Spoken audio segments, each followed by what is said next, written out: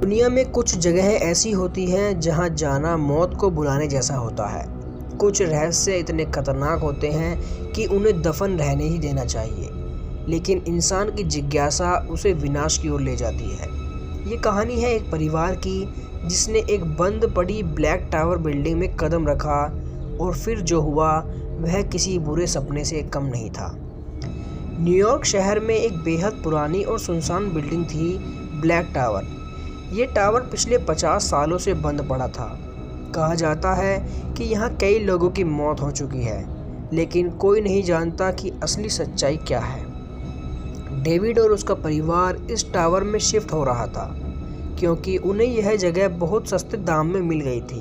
उन्हें नहीं पता था कि उन्होंने अपनी मौत को खुद बुला लिया है। कुछ दिन तक वह अपने परिवार के साथ खुशी खुशी उस टावर में रहता रहा, लेकिन एक रात कुछ अजीब होता है। जब वे डिनर कर रहे होते हैं तो मैक्स को ऐसा लगता है कि जैसे कोई उसे देख रहा हो। वह अपनी माँ लोरा को बताता है, लेकिन वह इसे बच्चों का डर समझकर नज़रअंदाज कर देती है।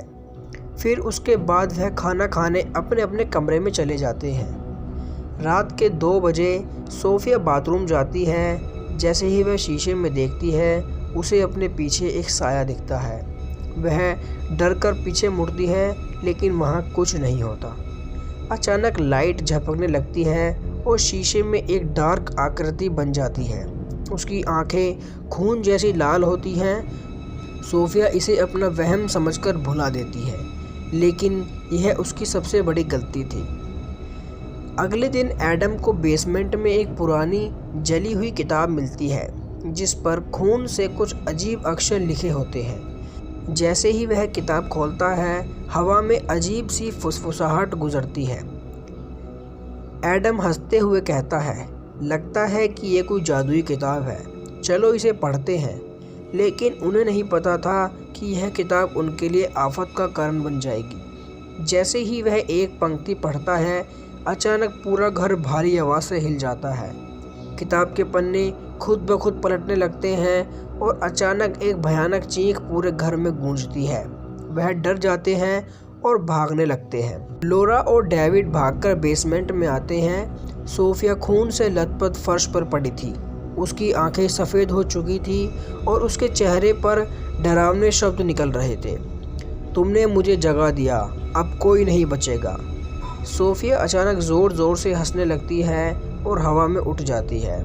उसकी हड्डियां टूटने की आवाज़ आती है और उसकी पूरी बॉडी डोमेनिक फॉर्म में बदल जाती है। उसकी स्किन काली और सड़ी हुई दिखने लगती है और उसकी आवाज़ इतनी डरावनी हो जाती है कि पूरे घर में गूंज उठती है। सोफी बिल्कुल शैतान की तरह दिख रही थी। उसकी आंखें सफ़ेद, लंबे दांत और लंबे नाखून। डेविड और एडम भागकर कमरे में बंद हो जाते हैं, लेकिन सोफिया अब पूरी तरह से आत्मा बन चुकी थी। डेविड को अचानक याद आता है कि उसने टावर के बारे में कुछ पढ़ा था। यह टावर एक प्राचीन राक्षसी आत्मा को कैद करने के लिए बनाया गया था। यह किताब एक मंत्र था जिसने पढ़ते ही आत्मा जिंदा हो जाती है। अब यह आत्मा सोफिया के शरीर में आ चुकी है। अगर इसे रोका नहीं गया तो यह सभी को मार देगी। अब घर में डर का माहौल था। मैक्स अपने कमरे में छुप जाता है, लेकिन अचानक कमरे से एक हाथ बाहर आता है और उसे पकड़ लेता है।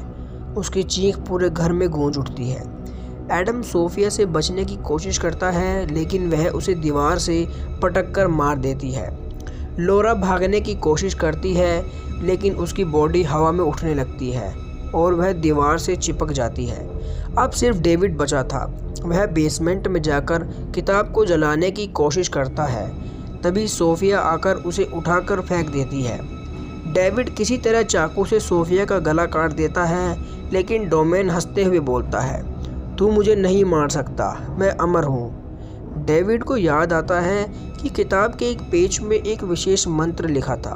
वह खुद को खींचते हुए किताब के पास ले जाता है और आखिरी सांसों में मंत्र पढ़ देता है।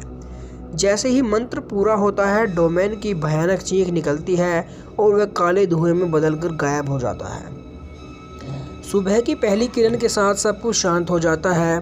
डेविड पूरी तरह जख्मी था, लेकिन वह बच गया था। वह किसी तरह घर से बाहर निकलने की कोशिश करता है। जब वह मुड़कर पीछे देखता है तो ब्लैक टावर खुद ब खुद जलने लगता है। लेकिन जब वह कार में बैठने जाता है तो कार के मिरर में सोफिया का चेहरा नज़र आता है।